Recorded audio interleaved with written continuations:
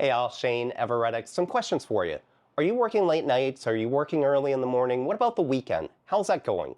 So there's a phrase that goes like, work is what I do in between the weekends. And we're all struggling with time management right now. And the advice that experts give is pretty simple. You already know it because it's common sense, really.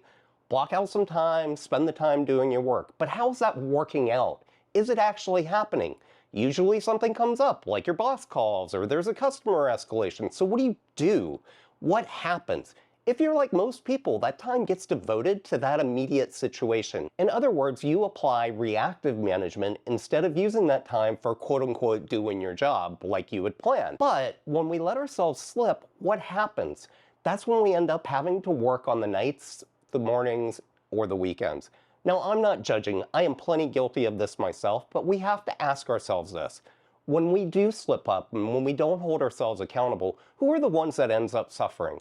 And I think the answer is probably going to be your family, your children, your loved ones, or your friends. Early in my career, I was in the United States Air Force and I was in nuclear missiles. And what I really appreciate about that experience is it gave me perspective on what's really important. So I don't know about you, but I'm going to go block an hour off and then I'm going to honor it. And as long as it's not an ICBM missile launch, I think things are going to be just fine in an hour.